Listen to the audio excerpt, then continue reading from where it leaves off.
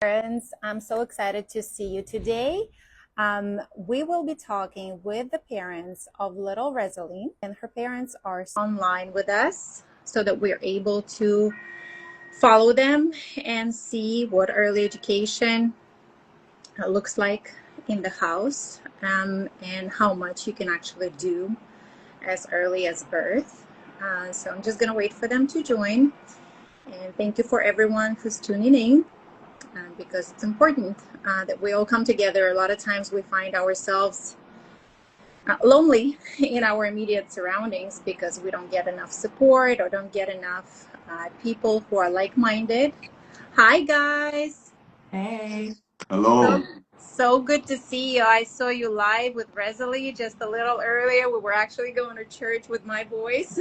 Yeah. Oh, nice. I actually How was decided to do my hair before you're live. You look wonderful. There is no need to do anything other than what you said. Thank you. Welcome. I am so happy to see you. As I was saying in the little intro before you joined, that it's such a great thing that you are sharing your journey online because it's hard to find like-minded parents in immediate surrounding, and having this online community and just this online space to share is a big deal. It definitely helped me a lot when I was just, getting into this whole thing. And I know it takes a lot of work to actually post, to actually share, to edit, and to try to be on different platforms. So I really, really am so grateful there are parents like you that are willing to do that. So please reintroduce yourselves and just a quick intro into who you are and who your daughter is. And, how do you do this whole early education thing at home? Well, I'm Sheena, and Resilie is my first daughter, so I had her like 2 weeks before I turned 40. So for me, I feel like I kind of went the career path, and then now moving into childhood development is, I feel like I'm in the right, it's a headspace for it, I guess. Um, And I'm Douglas. I'm Resilie's father, and yeah, we just have a blast raising her. So, I mean, we started our journey by just, we read a lot of books, we watched a lot of videos, we somehow came across your page at some point in the journey, and that's how we met you. yeah. But we just wanted to give back. We just wanted to, all the information that we found online, all the parents that were sharing their journey, we just wanted to kind of give back from our point of view, and that's how the Raising Wrestling page came Yeah. about. And we decided like we're not going to take video or force her to do anything. We're just going to take organic video and whatever comes out of it. We weren't looking for virality. We were just looking for a community in which like we're learning online. So just like other people are coming to us going, why are you doing that? And we're going, here's why. Here's some science and data behind it, right? Whether it works for you or not, this is what we're trying and we're iterating every day. So Yeah. Yeah, you mentioned earlier, you're like, posting and, editing and all this takes a lot of time. And it's like it does. But I think the shortcut for us was in that we didn't really try to create content. We were yeah. just documenting, we were just, we're gonna, you know how it is as a mom. And for me as a father, you want to capture videos of your kids anyway. Mhm. So you're already probably filming like little cute things they do or their first whatever, or just cool stuff along, your journey, but most people just leave it in their photo roll. And we decided to just clip it and hit post. So Well, our job's easy. the funny thing is too is 9 times out of 10, like whatever you guys see online, I'd say 9 times more than that is me going, oh shoot, I didn't have the camera on. Yeah. I wish I did. You know that feeling, right? Like, Well, looking back, I feel like I should have recorded every single thing from the Yeah. beginning, from like me reading the books and me doing, Mhm. because like the first couple months, like I look at my camera roll and there were certain things that I could use right now to portray what we did. But there's not enough storage in the cloud and on the phone. That's Own true. videos. So I'm just happy that I took whatever I took, and you guys really are doing it organically. I mean, like nowadays, I feel like with the rise of AI and so much stuff you can generate and alter the content, you actually truly are just posting snippets of exciting moments that you were able to picture, and then you do go live on TikTok to actually tell parents what you're doing as you are actually engaging with your daughter. So that's amazing. How early? How? She's 1.5 now, right? Yes. Well, yeah. 17 months. You're correct. Yeah. Almost there. Almost there. Yeah. Months count. That's Months count. A lot happens in a month with a baby. So yeah, I think when did I stop counting his age by months? Maybe like before 4. At 4, like a 4.5. Yeah. That's how most parenting books are like what do they call them, like milestone books or whatever, this progression books. They go almost all the way up to 72 months. Like I think even Doman goes all the way up to 72 months. But they chunk it. They chunk it from like 3 to 6, or 0 to 3, 3 to 6, 6 to 9, 9 to 12, and then it's like 12 to 18, 18 to 24, then it's like 24 to 36, and then it's like 36 to 72. Yeah. There's a lot really that goes on in their brain in the first couple years, and you don't count by months, then you're going to be completely off. You can't just say my 1-year-old does this, because my 1-year-old at 12 months old might be doing this, but 6 months later they're doing 3 times more. Exactly. Yeah. So when did you start? Oh, we started day 1, to be honest. Well, day 2 is the day she came back from the hospital. So, I mean, really, we started before that. Obviously, she wasn't physically here where we could see her, but we're reading to her, we're playing her classical music. Like, I'm still exercising, doing yoga, talking to her. You know, he's talking to the belly. As soon as she comes out, we're like, we have plans. We're like, you have so much to learn over so much time. But never forced, right? That's one of the big things, is we want to do everything out of love.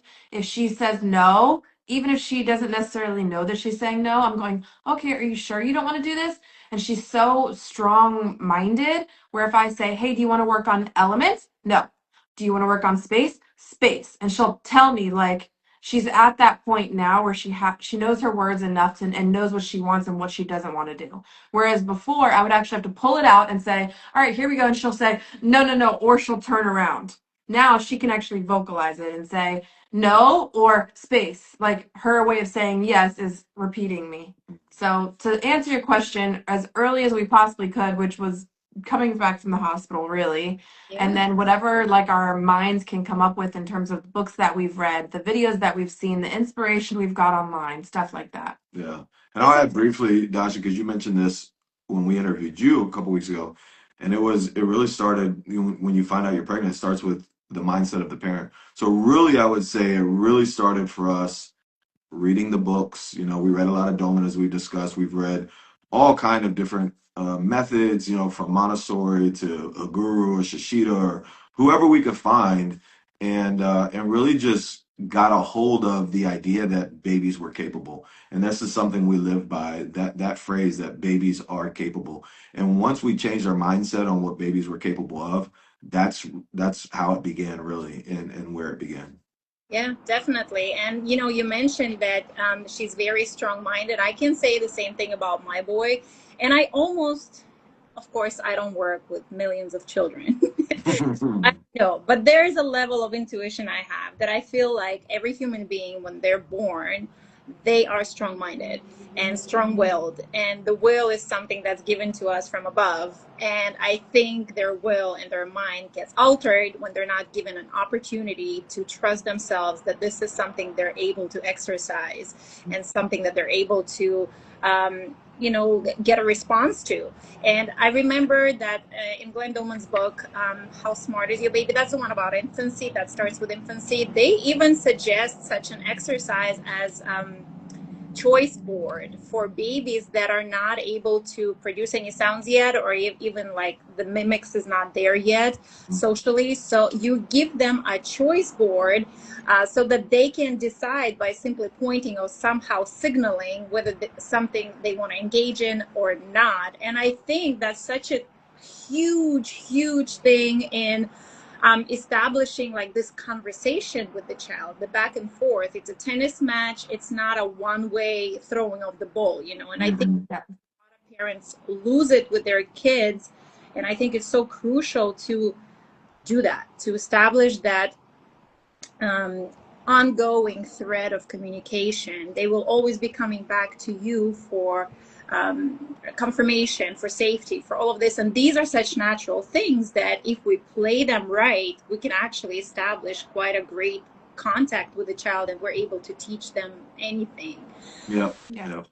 Did you guys do the when she was tiny, when you just brought her from the hospital? I would imagine you focused on the physical part, and maybe you did the contrast cards and stuff like that, and a lot of reading and auditory input. Tell me a little bit about like the first 3 months. Yeah, so I actually had 250 flashcards written up. The 22-inch red large font ready for her. So day 2, we were actually doing the flashcards as well as working on the physical. So the physical, obviously, at a young age was a lot of tummy time with the visual stimulus cards. I think we have a video posted of that. And then just kind of, you know, doing the things that we do the physical, we do the mental, we do the, I mean, as crazy as it sounds, we were already doing math with her. So I was showing her math flashcards and numbers and quantities and dots as well. And really just trying to make her, like, I'll say, a whole person from day 1. Yeah, and just to clarify for those of you watching that may not know, what Sheena is talking about is text. So flashcards with large words written in red, just to attract the baby's eyes at a young age and large enough that they can make some sense of it, and just showing them actual words, just text. And then to also clarify, these are things that you do. I mean, just second of the day, and maybe 2 or 3 times a day. So it may take 10 seconds to go through 10 flashcards, and that's one session. And she's up right now. Yeah. And then Go get her. Yeah. You run.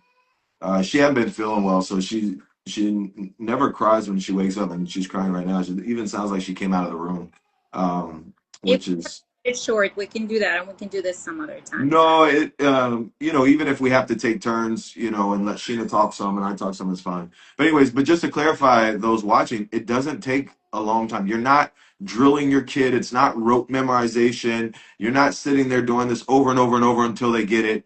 You're just introducing them. And I always say this: flashcards are meant for the cards to be flashed. So you flash these images, and it's the same way that television does this. It's the same way that books do when you're turning the pages. You may sit a little bit longer on a page, but either way, you're flashing words, you're flashing images, and the child's mind is able to become associated with these. And over time, as you've seen in our videos or you've seen in Dasha's videos with her son, over time they begin to form association and understanding.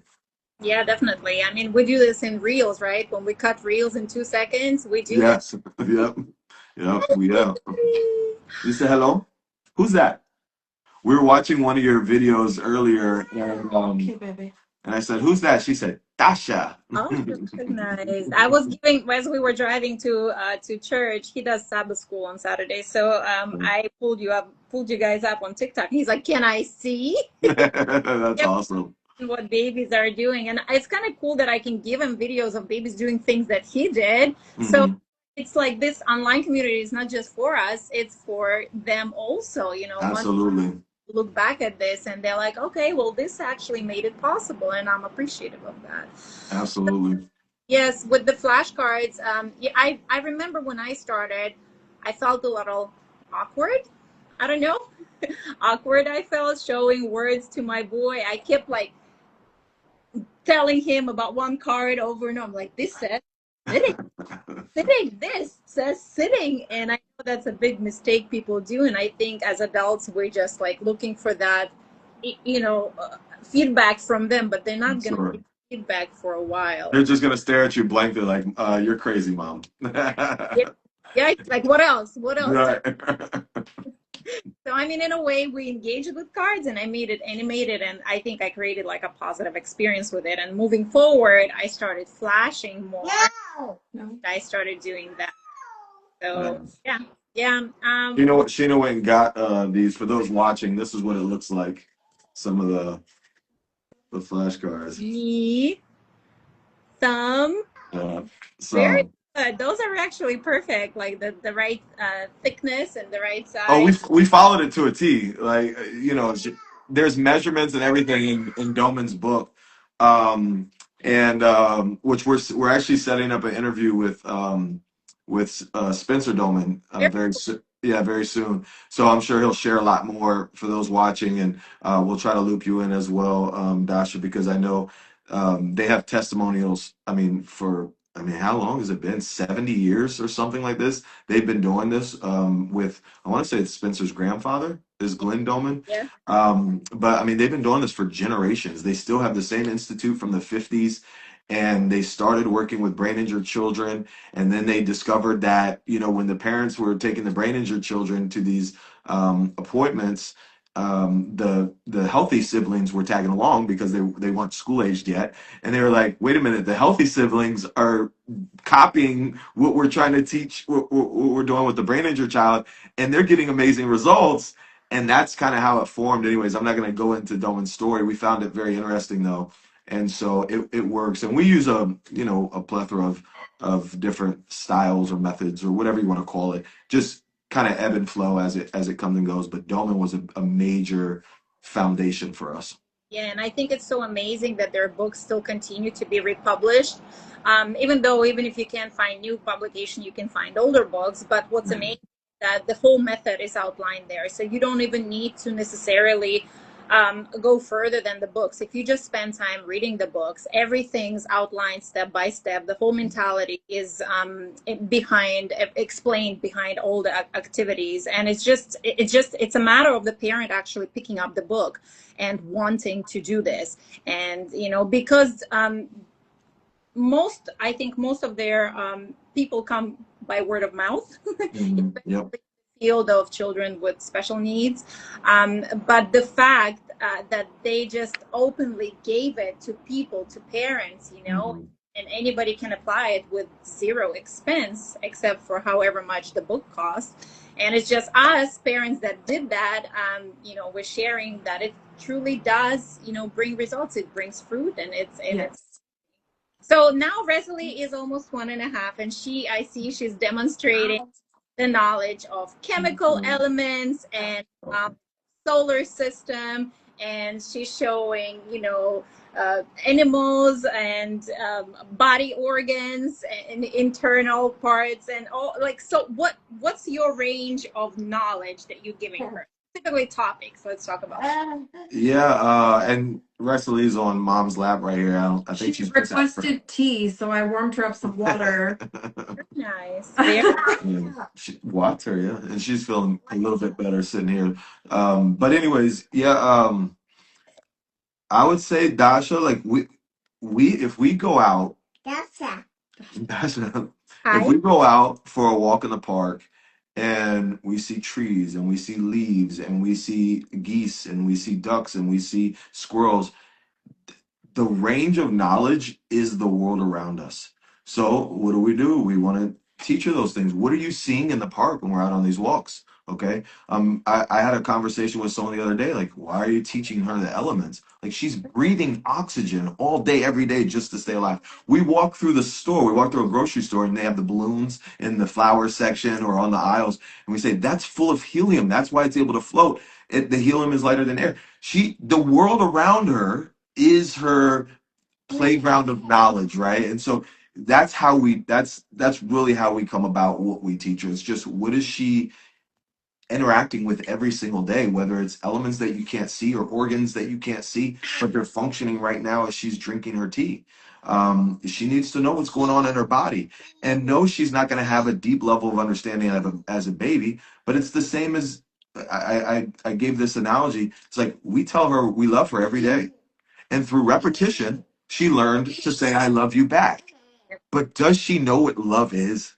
Does she really know what love is? No, she doesn't have a deep level of understanding, but she knows love feels good. Mommy hugs me, daddy kisses me, they take care of me.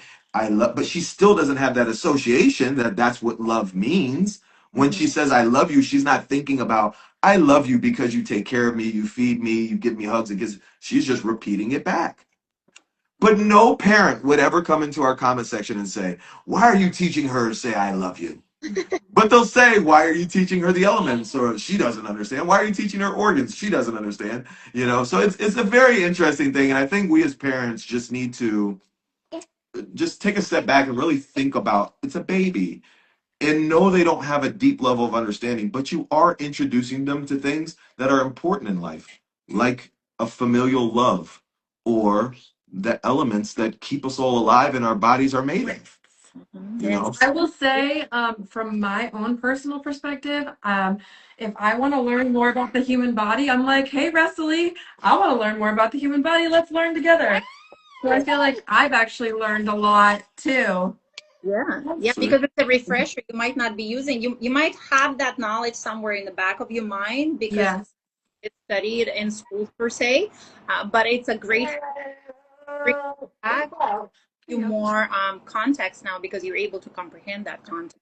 Well, it was really cool in her human body book yesterday, I think it was.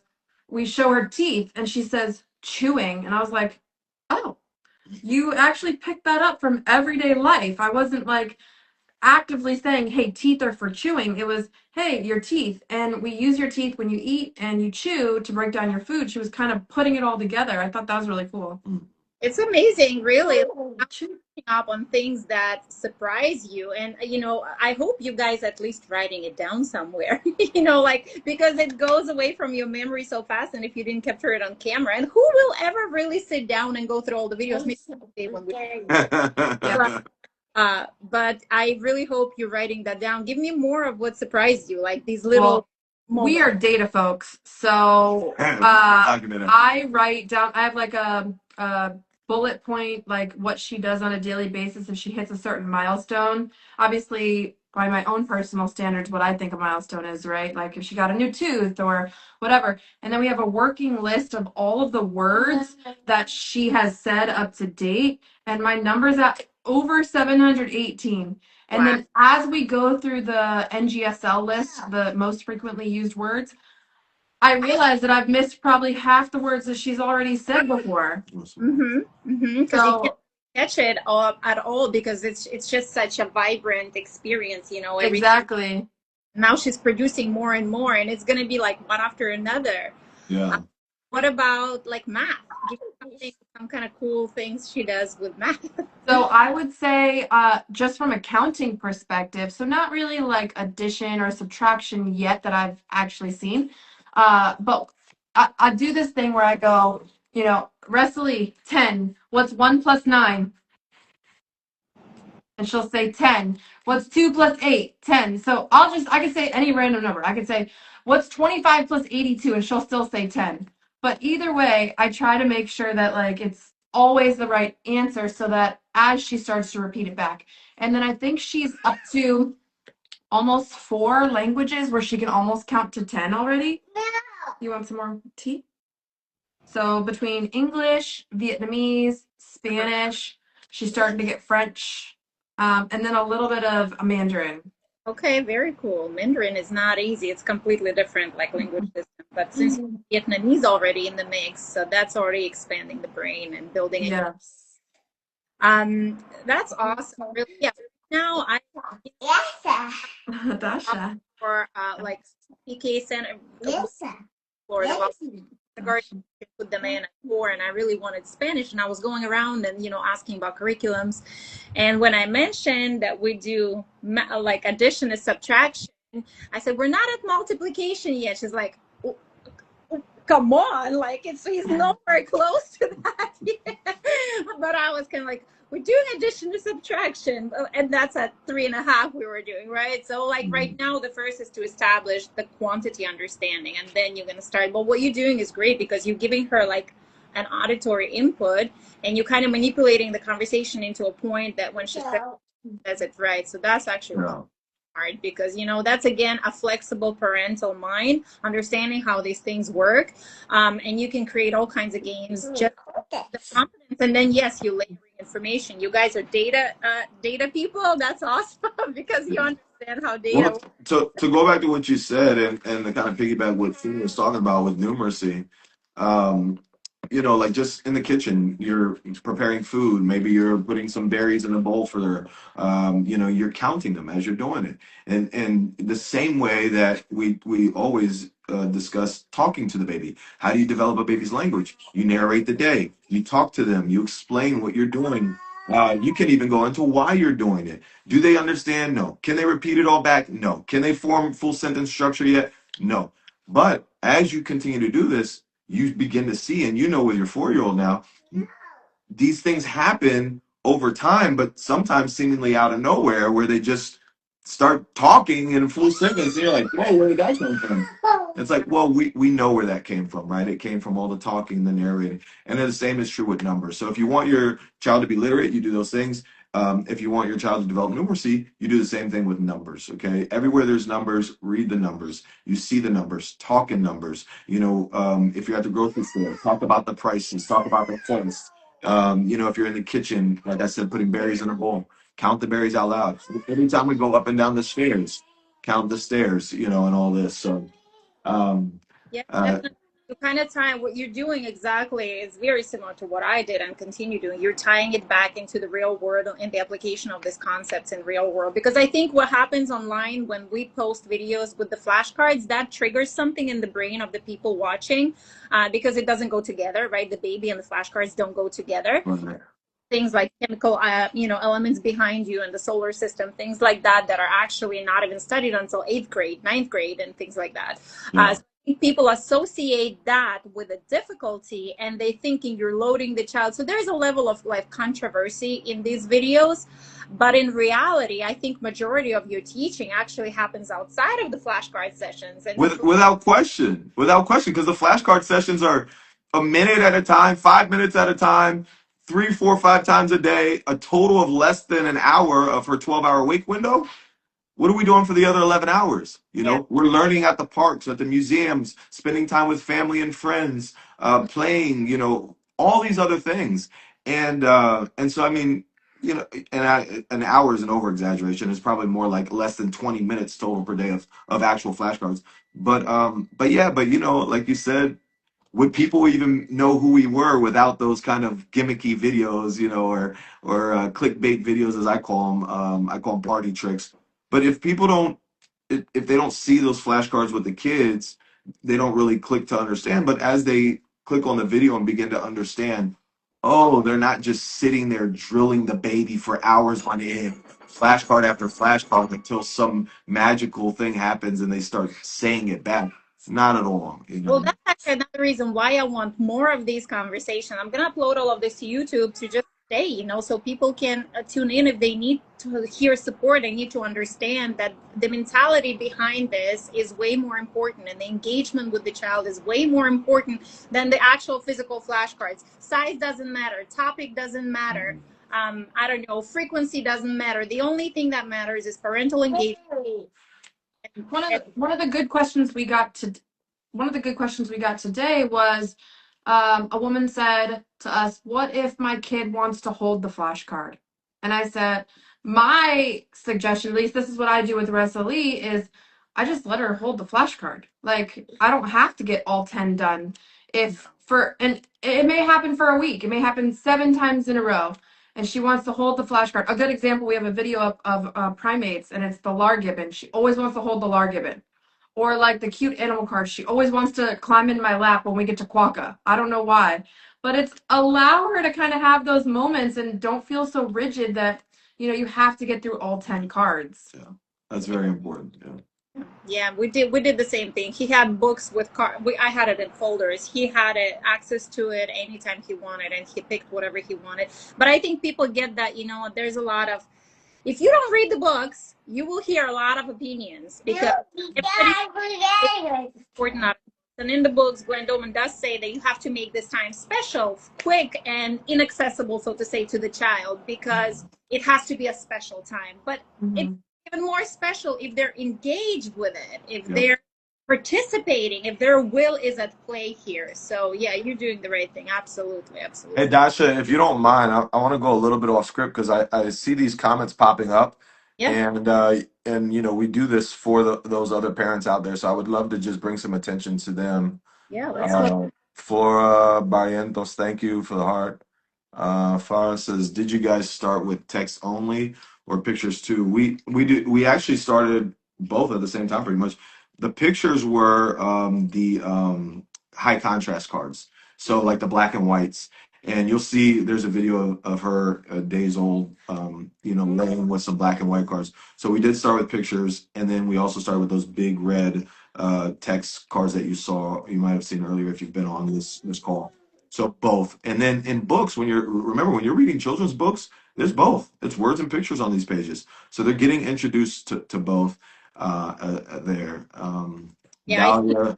Oh, go I ahead, sir. this question comes from, again, more opinions, whether you should just do, if you're following Glenn Doman's reading program, just reading, then it suggests no pictures until like phrase book stage, because it focuses on text. But if you're reading his encyclopedical knowledge program, you understand that he suggests putting words on the back of the card. To me, I say do both. Just make sure they're on separate pages, but connect the meaning. When you say catch. Yeah. Have you, Dasha, did you read How to Multiply Your Baby's Intelligence? Yes, I think that's the one that I suggest the most, because a lot of the other books, like How to Introduce Math and Reading and Encyclopedic Knowledge, they have fragments in there that repeat each other. And Sure. you talking about Multiply the Intelligence, that one has the outline of all programs, and it actually shows how you can combine all of them into sessions and all the things that yeah, go ahead. Exactly. Yeah. So those large flashcards that you see in a lot of the videos where they aren't just pictures, those are all from Doman, from gentlerevolution.com, which is Doman Institute's publishing company. But anyway, so we got those from there, and that all came from How to Multiply Your Baby's Intelligence book, where he actually suggested showing infants the big pictures as well, and he calls them bits of intelligence. Yes. So I would definitely do both, all your parents out there. And then Dasha, you kind of briefly mentioned too, and being flexible with that. Like you might like Doman, you might like Montessori, you might like, there's been research. The reason why we know these names is because there's a lot of research and a lot of success behind each of their programs and their curriculum. But you as a parent, you have to be able to ebb and flow. You have to be able to know your child. You can't be so rigid with just one curriculum. And Doman says to do this, so I'm going to do exactly this at all times. Or Montessori says do this, I'm only doing this at all times. We can't be like that raising our children. And so, anyways, be flexible. Yes, you got to be flexible. And to be honest, Maria Montessori, she did not work with children. She worked with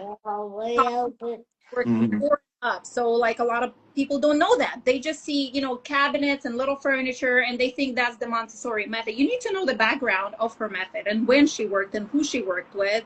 But like her books are valuable for the mentality. Glenn Doman's books are valuable for the mentality and the tools, and so is hers. So if I say always go back to the source, and yes, do not be dogmatic, because it's just gonna throw you off your balance, and it's gonna prevent you from doing anything. Yeah. Dahlia says from where to get these cards. The text cards, you can go to Education Mama's page. She has a great Etsy store with all the words, the text, and everything. You have even pictures on there, right? That they can just print out. Okay. Words also are available, but my own personal likeness, what we did is attaching words to pictures, and we have all like about 1,200 words, and then they are then woven into a book, same words with pictures, and then we go to storybooks. So whole reading program, but it's with the pictures, and I simplified the schedule, the showing schedule. But these are just materials that I created for my child, and then I ended up expanding it. And even though he reads commercial print, I feel like I should finish this project so it's available to other parents if they need it. Yeah, and then on our end, we just cut a poster board and wrote in big red with big red mark of the text. And then for the big picture flashcards, I actually got those at Doman's site. And anybody watching this, you can find that in our link in bio. We don't get any commission or anything like that, unfortunately, yet. But they are linked in ours under large flashcards.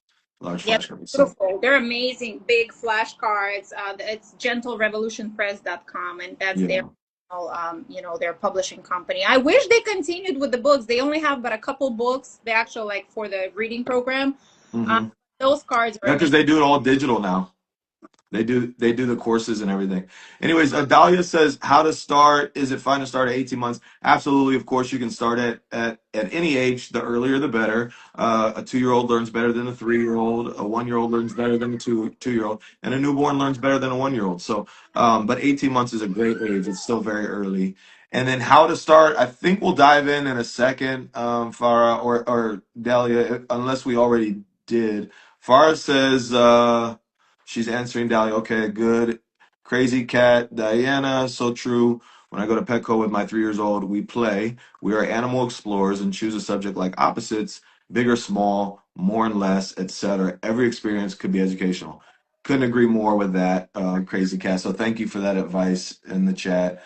Peace Montessori says, how do you introduce the periodic table? The periodic table we introduced first as flashcards, and then we got this chart behind us where she started seeing the flashcard and then being able to point them out on the chart. The flashcards actually have a picture of each of the elements, so that was really cool because she was doing well with her photographic memory, and so she would see the picture and then she would know it. What I didn't expect was that she would be able to find it on the chart without the picture. And that was amazing to us. And then we ended up buying a book called Elements, which now has pictures and everything else, every like items that are these elements are used in or found in or made with or whatever. There's a whole backstory now for every element, and she just loves kind of hearing all of that. And then through that, she's drawing this association. Now in everyday life, you know, the oxygen we breathe, or the oxygen you drink in your water, or the nitrogen that helps your muscles and found in the air, or the carbon that all living things are made of, you know, whatever it is, there's elements everywhere. That's why they're called elements, right? But there are elements everywhere, and we can introduce in everyday life, just like Crazy Cat's Petco story. All right. I think Um, what you're doing, let me just, because we're on this chemistry topic, which I didn't yeah. really it because I'm not good in chemistry, you know? But what you're doing, you are labeling, you are introducing her to science language. She knows Mhm. the names. Later on, as she progresses, she'll be able to connect things to more complex knowledge. Because what are these elements? That guy, the Russian guy, Lomonosov, put it together out of his dream, you know? Mhm. They some scientists had to observe something, find something peculiar about a substance, and then name it. So Yeah. these are the names. Just like I'm naming this keys in English, it's keys. In Russian, it's ключ. I introduce the label that goes, the verbal label that goes with this Mhm. object. And that's exactly what you're doing. And because their memory is extremely receptive right now, in the right circumstances, with love and care and engagement, this is like writing a blueprint and on this empty hard drive. And it's amazing that you're putting this sort of complex knowledge into her brain right now, and she'll be able to build on top of that later. So amazing job. Yes, thank you so much. Yeah, that's like you said, it's all about just introducing them to those vocabulary, whether it's a set of keys, whether it's pets at the pet store, or whether it's the elements in everyday life. You're just introducing the vocabulary. What will end up surprising you as a parent is when they start using that vocabulary in their everyday language, and then you're like, wow, like it's stuck. Not only did it stick, but they have an understanding of it, and that's really cool to see. Yeah, I'll let you go on with the questions. We'll cover them. Sure. I get back to our I have a couple more questions for you. Absolutely. And you all moms just with Resilie right now, so we'll try to get her back on as well because mom obviously has a unique perspective in all this also. Anytime is good to start. Thank you, Flora. Sarah says thank you. IJ says from early education mama's reading schedule, where did she get the books like carpentry book, air book? So you want to go ahead and answer that? I made them. I made these books, and my main, again, like I said, when I was putting together this reading schedule and all these materials, first I introduced the language, the vocabulary that is most familiar to children, but then I started expanding it a little bit by introducing like carpentry tools, mechanic tools, artist tools, things that they don't necessarily see right away, but it's related to a profession that makes something useful for our everyday use, like chairs, like clothes and stuff like that. And then my mindset was, then I have to build on top of, getting them used to seeing these words and seeing them in word combinations. And that's where the phrase books come in. But later I transitioned to actual storybooks. They're extremely simple, but they introduce the very basics of how the clothes is made, what kind of tools a carpenter might use. And I anchored the story around the words that we introduced through flashcards, but I gave them context. Pictures depict what a carpenter or seamstress is doing with it. The air book is it's actually back to what we talked about, the elements. I have water, earth, and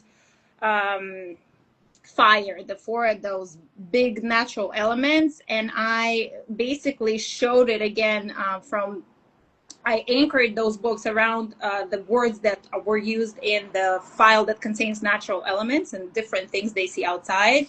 And then I explained it in very basics, like a science series, in very basic language, what happens to the air when it heats, it goes up, so these very elemental chemistry, they're in chemistry concepts or physics concepts, they're woven into these very simple books that are built on top of the words we introduced earlier. So, yeah. That's awesome. Yeah, thank you for that. I'll have to take a look at those because that's probably something we don't talk about at all. So introducing that vocabulary would be great. Peace Montessori, can you please share the details of the book? She just did. Thank you for sharing this. You're welcome, guys. Thank you all for joining. Any questions, please put down here in the chat.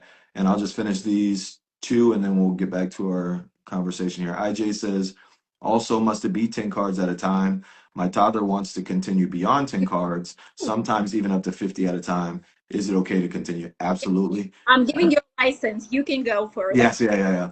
No, absolutely. And these are things that we all came across. I'm sure you experienced it too, Dasha.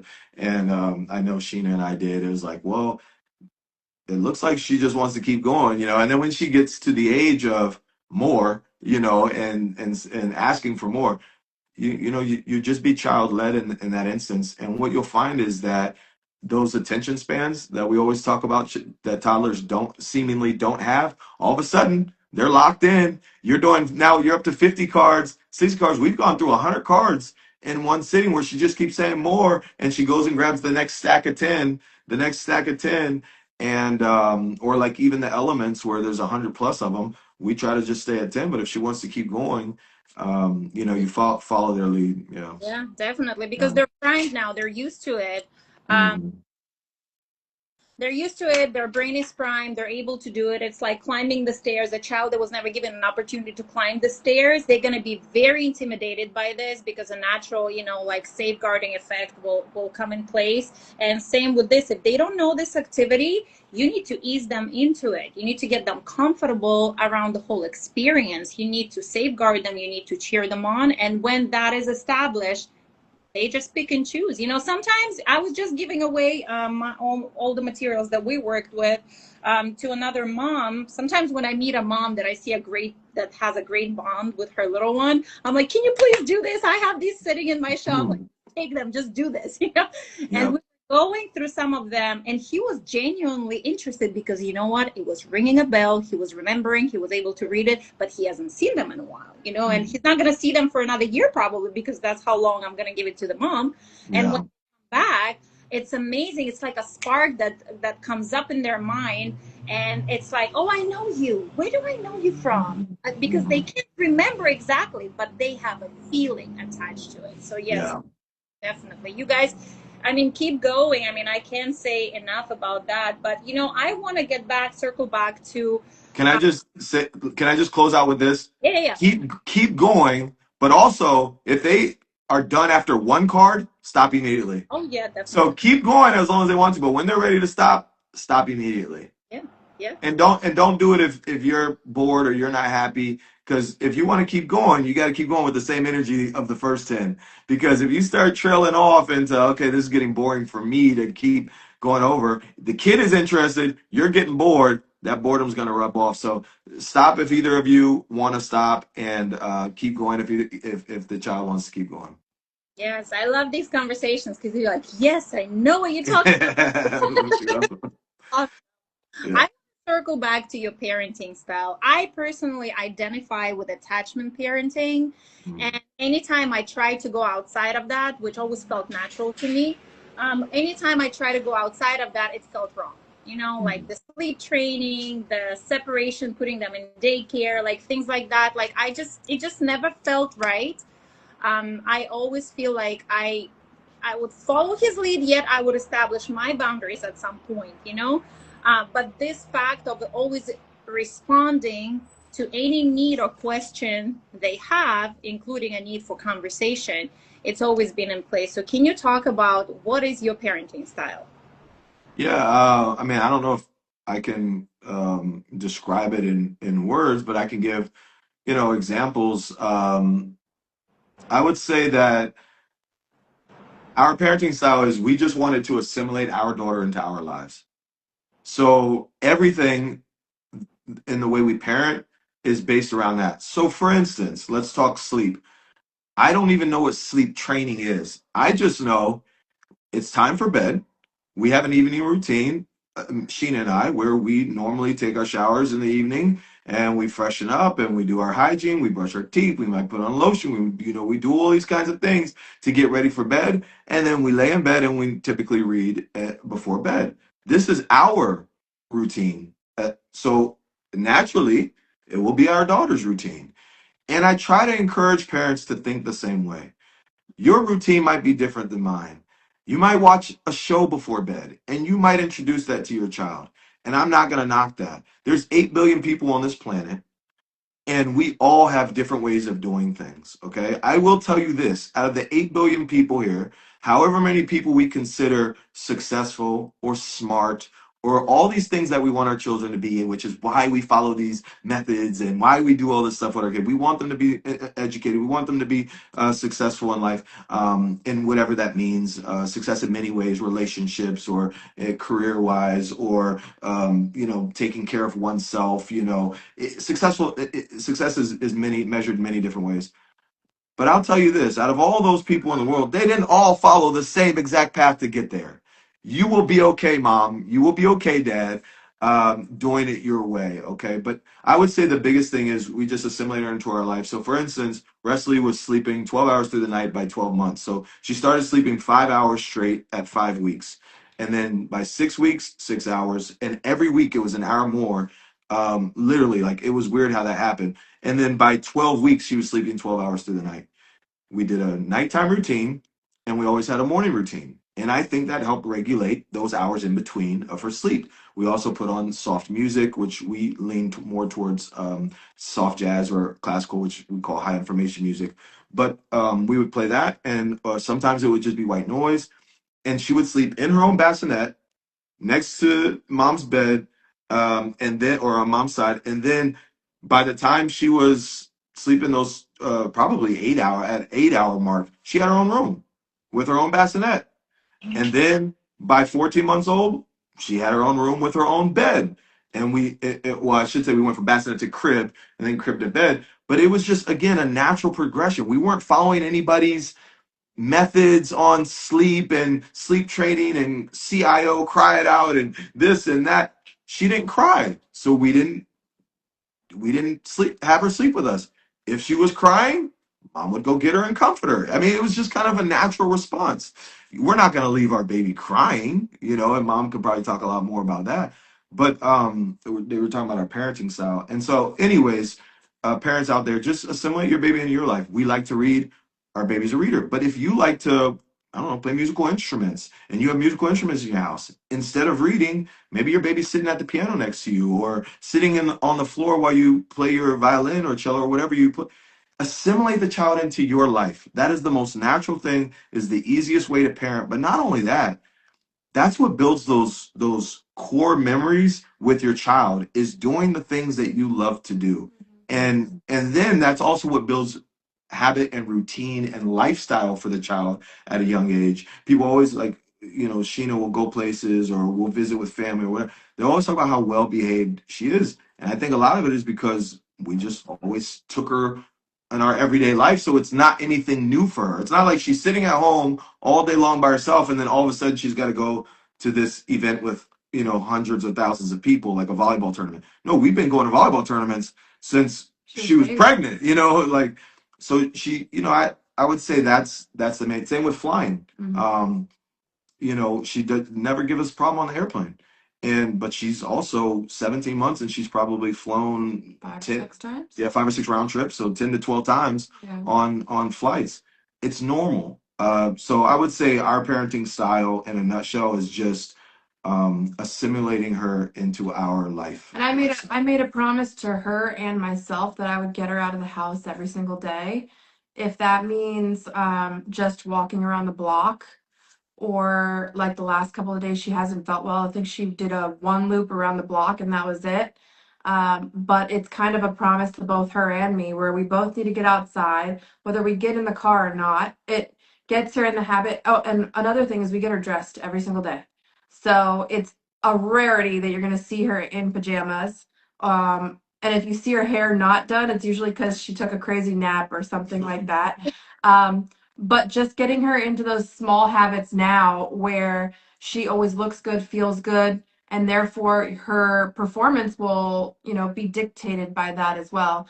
It's not something that I always want to do, get her dressed and get her hair done and stuff like that. But we've kind of developed a routine where it's like, hey, you wake up. I know that she sleeps almost 12 hours. So I'm like, I don't care about getting her dressed before we go eat. Now we'll go eat breakfast in her pajamas, get some water, have some fun, learn a little bit. And then it's like, hey, you've been awake for an hour. Let's go upstairs. And she'll be like, upstairs. She knows that, okay, we're going to go upstairs, get dressed, do her hair. We made a song about it. Brush your hair and brush your teeth. That's it. Brush your hair and brush your teeth. So it's something that she's kind of gotten in the habit of doing. And that's something that we do. We might not always get dressed right away, but it's something that we feel is important to us. Therefore, we pass that down onto her. Not just the academic stuff, right? It's everything in terms of life. Yeah. And somebody wrote a culture of togetherness and safety. And as I'm listening to you, I'm like, that's exactly it. Like our dynamic is a little different. But yes, the culture of togetherness and safety that creates a child who feels safe and who's more able to learning everything and repeating. You do set the right example. Yes, if in your house you get out of the house every day, that's what the child is going to do. Yeah. I mean, even just now, she had a bad dream or something. Something pushed her downstairs. And so she just wanted to be comforted. So, what's more important is it alive or is it me hanging out with my daughter? Yeah, it's not you, Dasha. But I just quickly explained to her, like, she's calmed down and I'm like, hey, we're hanging out now. I'm like, I can tell you're tired. Let's go upstairs and try to take a nap again. She didn't fight it at all. She just laid down and just kind of put her blanket over her and she's fine. But we talked through everything with her too. Talking to her and you're telling her everything that's happening, that's another part of safety. And the routine creates safety. Imagine if you woke up, the sun was not up in the sky. What would you feel?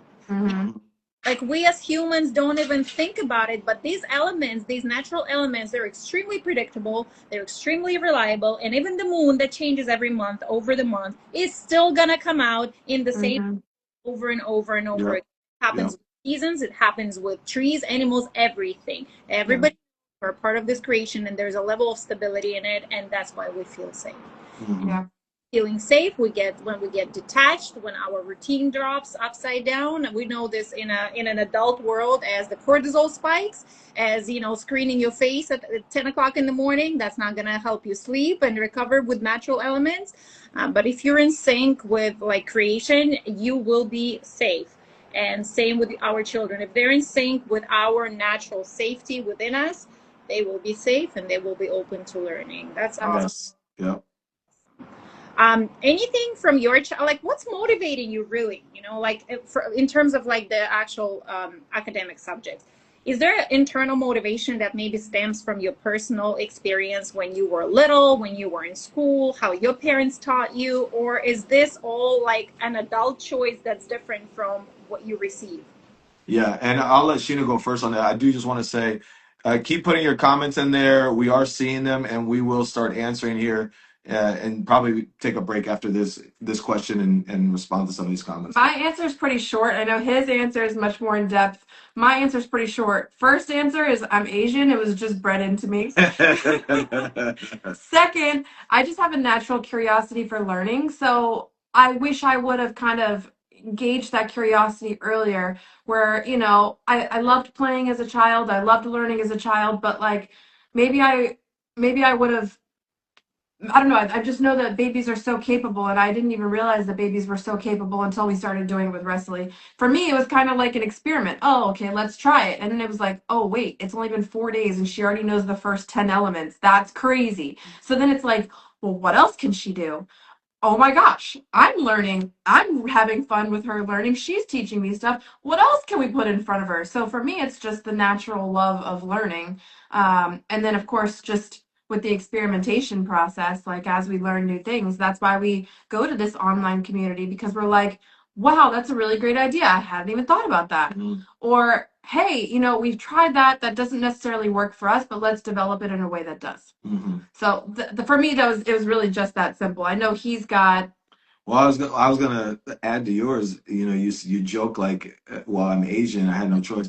Asian culture is different, okay? But then growing up in the area that we grew up in, which is D.C., Maryland, Virginia area, it's a very high like education area, and so there's a high level of concentration of degrees and even advanced degrees. It's a very like almost every parent household. We have the best public school systems. It's just normal. Yeah, it's normal. You put your kid in an instrument, you put your kid in a sport, you put your kid in those books, and they're gonna do well, and that's just kind of normal. And then you grow up, and you're like, wow, that stuff actually really helped me. I didn't realize how much music was going to help the development, my brain development. I didn't realize how much playing sports was going to help my discipline and routine and physical health. I didn't realize how, studying hard and working hard in school was going to help develop work ethic. But then you look back on it and you're like, okay, I need to do these things with my child also then. And so anyway, so that's part of the Asian culture. And my home, it was very similar. I grew up in the same area. It was very similar, and both my parents are military, and so you kind of have that as well, that kind of discipline. But I actually was a gifted child. I don't know that I should say was as if it's gone, but as a child, I tested gifted, and I was in very advanced math science programs. And so the problem was I didn't have the guidance. My mom wasn't a mathematician or scientist. She didn't really understand my gift or my love for these particular subjects. And then at school, because I was profoundly gifted, I was very bored. He's like I didn't have to study. I could just ace a test like this. Just give me the test, I'll ace it. I don't know how I know. I don't know where I got the information. I probably heard it once. I had a photographic memory. The problem was I didn't have the guidance, and it got me into trouble. And now instead of being labeled the gifted kid, I was labeled the troubled kid. And that label actually followed me for a very long time. And to a point where I ended up getting in a lot of trouble in school. And school didn't work well for me because I didn't have that support. So a lot of my motivation comes from I don't care if Wesley's gifted or not. She's still gonna need the support. Yeah. She's still gonna need to develop a work ethic. Like that saying, hard work beats talent when talent doesn't work hard. It doesn't matter if you're born with a little leg up. We're athletes. Both played college sports where the tall person wins. She played volleyball. I played basketball in college. And so we always joke around that these people would be born gifted with height, but then didn't have the work ethic or didn't have the discipline to like be good at the sport. And we're like, I was born that tall. Why couldn't I be born with the gift, right? And so it's not about being born gifted or not being born gifted. Definitely I'm motivated by the fact that I didn't have the support. Like I could have become something so different had I had the right support. It didn't happen. That's okay. But now I have the responsibility and to change that for my children. And so I want to make sure whether they like I have I was previously married. Some of you know my story, so we're kind of a blended family. But I had 6 other kids from my previous marriage. Out of those kids, probably only 2 of them I are absolutely noticeably, without a doubt, profoundly gifted. They don't study, they don't read. All fives on state testing. Now they're in public school. I homeschooled them for 5 years, and they were all light years ahead of their peers. And then and I have some really cool stories from my experience as a homeschool dad during those 5 years while building a company. That was a lot of fun, that you probably don't know, and that's probably a whole nother, you know, we don't ever talk about this because our focus has been Resilie. But what I learned, Dasha, and what is so important for all you parents out there, what I learned is that whether your child is born with a noticeable gift or not. For instance, one of my children was born, she's very intellectually gifted, but she's artistically gifted. I still had to put her in the lessons. I still had to find a teacher that could work with her and inspire a love for music for her. She's a singer. Now she's a triple threat. She sings, she dances, and she acts. She does plays in the local theater. She's been in commercials, you know, like literally getting paid to act. And so, I mean, these kinds of things we don't always notice right away. We find them when we expose them, when we Yep. give them opportunities. Okay. You won't see an intellectually gifted kid unless you give them the opportunity to be intellectual. You won't see an athletically gifted child unless you give them the opportunity to be athletic. You won't see a musically gifted child unless you give them that. But every child has something. Every child has something because that's how genetics work. Yeah. You know, they might be tall, they might be short, by the way, which could be an event, which could be an edge for a jockey or for, you know, a weightlifting athlete. Like we always joke around in the gym, the shorter guys always lift more weights because they got less, you know. Well, yeah, stability. Yeah, that's Yeah, true. yeah. So I mean, there's always an advantage that your child might be born with, right? Some advantage out there that they're born with. It's our job as parents to pay attention, Yes. to find that, and then to support that with resources, with opportunities. Giftedness doesn't mean they're a genius right away. Like even Mozart, everybody's like, "Oh, Mozart was born writing." No, no, Mozart grew up in a musically gifted family where for generations, you know, they were all musicians. He grew up in a house where music was played probably 8 to 10 hours a day, all day, every day, right? Yeah. And even his sister was better than him, but she didn't get the recognition of Mozart because she was a woman in an era where that wasn't that wasn't the purpose of what society deemed the purpose of women was. It was to nurture. So she ended up being in charge of Mozart's music program and basically taught him everything she knew. But because he started early, because he was around it all, and yes, he had a little bit of genetic help because of the generations of family where this musical talent was innate to a degree, but he still had to work hard and toil at it. And a lot of people don't understand that. So here's my advice to every parent out there. You don't have to be born genius, you can raise a genius. Okay? And even if they're born with a gift, they'll never materialize. They'll never know what that gift is unless you support them, like what happened with in my situation. I Yeah. never realized my potential. Yeah. Thank you for sharing. This is Yep. amazing. You know, I can kind of piggyback on that and say that I wish certain things were nourished more. There's a couple of things that were definitely given opportunity to flourish, and that's really the languages. But I always had this thing when I was in school. I passed the tests. I did it. I was like an AB student in college, mostly A, just so that I don't cause any trouble, you know. That But was me. I always knew that I did not grasp that concept all the way through. I just did it. Hmm. And I just always wish, like, oh, I wish I could go back and redo it all. Well, now I have Hmm. opportunity, and I want the parents to look at it that way. Think about your childhood. What today's traits that you have, even psychological traits that stem to your childhood? It's not to put point fingers at your parents because they do the best as they can in that particular situation. It's to recognize where there was a lapse and to not do that with your child and put a little more effort, and without recognition first and understanding, it's just not going to happen. But it all starts in observation, and you Mhm. Yeah. really Yeah, and newsflash, our kids are gonna grow up one day and say, my parents didn't do this and they, you know, and I can do it a little bit better than them, and that's a good thing. but that's the thing. Yes, We should be improving it's generation to like in generation. passing on that heritage, you know. Yeah. And our job, I mean, I think on top of what we're doing, it's our job to actually teach our children explicitly that you one day will have a job too, as passing this on and preserving this wealth. And Yeah. it doesn't have to be a material wealth, there's actually a lot of problems that happen when people just hold on to the material stuff and that's the only thing they pass on. But it's this cognitive and mental and like philosophical view of life and understanding that you are responsible for passing on these talents and building on top of it, and it's very possible. And hopefully one day, the fact that we're recording this, we'll be able to give our children like a record of generational successes. And Yeah, Absolutely. like the Doman family. Yeah. yeah, they do.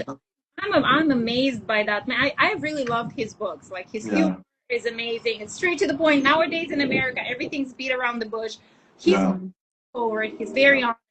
So is Montessori. She wrote even earlier. Her texts are hard to read, but still, yes, like I like truth, and truth stands, and it withstands time and trends and all of that. And the truth yeah, that we are all responsible for ourselves and what we give to our children. Yeah. absolutely. Let's take a minute and just answer a couple questions. If you guys have any questions, I hope this is helpful to you all watching. IJ said also, we answered that one. Well, actually, that's a good one about the school. We love what you're doing with your daughter. Thank you. I went back. Also, when do you think it's good to enroll a child to a school? I think you guys just briefly heard me talk about homeschooling. Homeschool for 5 years. The first two, um, they went to kindergarten first. So the first one went 3 years early. The second one, we still did stuff at home before school, and then even while they were in school, we did stuff at home because schools just don't teach. Anyways, I don't want to get into that subject. Here's what I would recommend, Peace Montessori. I think it's a good time to enroll your child in school if it's the best education option. Okay. What I found after my two oldest daughters, when my son, he's the third, when my son was turned school age, I went down to the school for the orientation for kindergarten. And I remember sitting there because the orientation is basically just teacher and child and student. And the parents are just supposed to just be present, right? So I'm just sitting there and I'm observing. And she's talking to my son Giovanni. And she says, Giovanni, how high can you count? And he says 1 million, but at this time he can count to Wihentillion. Okay. But he just says 1 million. That's just what comes out. And she says, oh, wow. She follows up with, and this is no disrespect to teachers, they just teach by curriculum, but she follows up with, we only count to 100 in here, so you'll be just fine. And immediately I was like, wrap it up, let's go. And he's staying in homeschool. He's not gonna, I'm not putting him in school. There's no way I can have him go backwards. So if the kid can count to 1 million so confidently that that's the first answer that comes out, and you're telling him he only needs to learn how to count to 100, so he's going to be way ahead. You're not saying, your response wasn't, oh wow, well we're going to teach you to count to 2 million while you're in here, or oh wow, well maybe we'll teach you to count to 1 billion.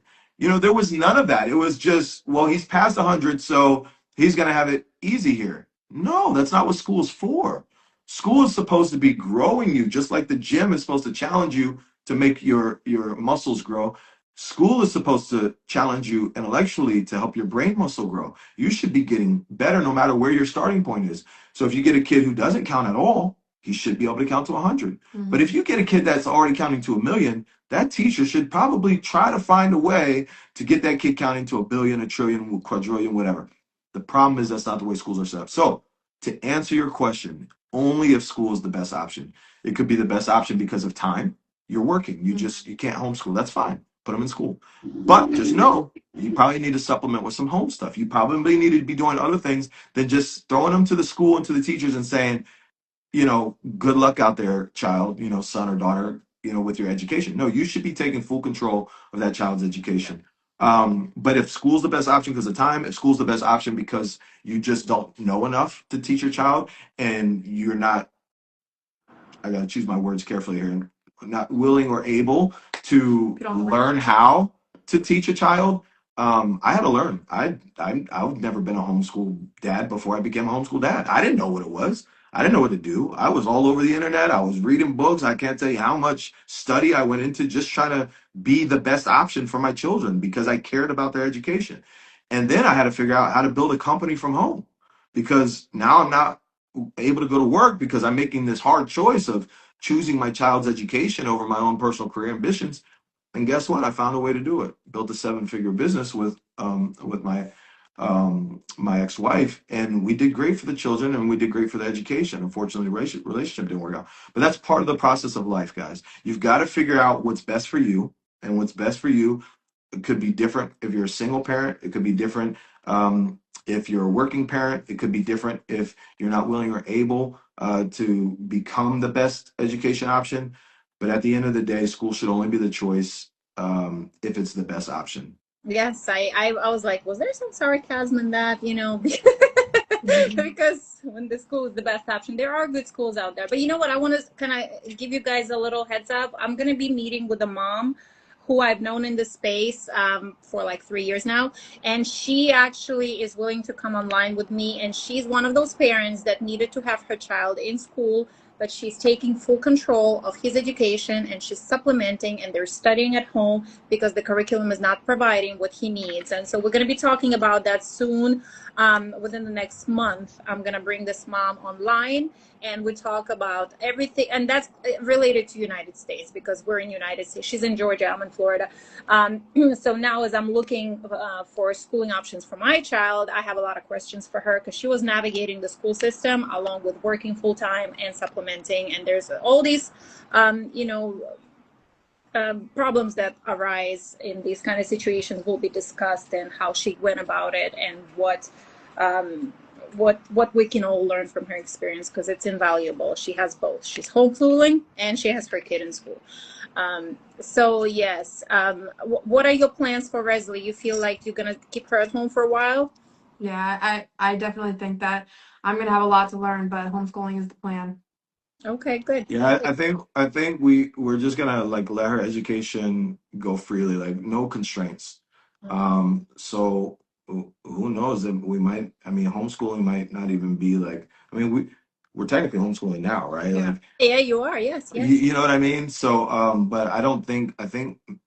I don't know. We'll see. I mean, It's gonna go beyond us at some point where it's not just gonna be us. yeah, for sure. So if it means bringing in language nannies or, scientists or whatever, we're going to have to utilize other resources besides just ourselves. Which is fine. It's perfectly fine as far as you have control over it. That's what I'm looking at right now. We're gonna try to do what's called a hybrid school, is when you select some, there's scholarships in Florida that we're applying for. Hopefully we're going to get it, and we're going to really start looking into maybe doing sports, maybe doing like more Spanish, more direct Spanish, if I can find more immersion like for him. But yes, there's so many options, but you have already established a routine, you have established a mindset, and you've already accomplished a lot. That building on top of that outsourcing it is going to feel wrong. That's what's Yeah. Early education, Mama, you have a question here from your reading schedule. You don't repeat any set. It was a new set of words per week. Please, what's your opinion and repetition? Okay, you can repeat if the child. Okay, so this is how I designed that one with the pictures, right? Every week you introduce 3 sets. You do them twice, 3 times a day. After that, you move on to other sets. Then we start incorporating them into phrase books and then books. If the child wants to go back, please go back. Just do it. Like, what's wrong with that? Yeah. There's nothing. Child wants to read the same book over and over again, you're probably going to read it with them, right? You're not going to put it away and say, no, this is for special time only. Yeah, you can repeat. I mean, it's only boosting their confidence if they truly are interested in something. Mine at some point started pointing at pictures and like showing me, demonstrating how he's identifying certain parts of a bird, and he wants to talk about it. All right, let's talk about it. What's wrong with that? Yes, repetition is fine. Do it. Schedule is just there to give you a path from little to bigger to big. Yeah. But it's all kind of tied together. So, I just made it, I simplified it, and it's there for you to follow, because a lot of parents have been asking for schedules. People need schedules.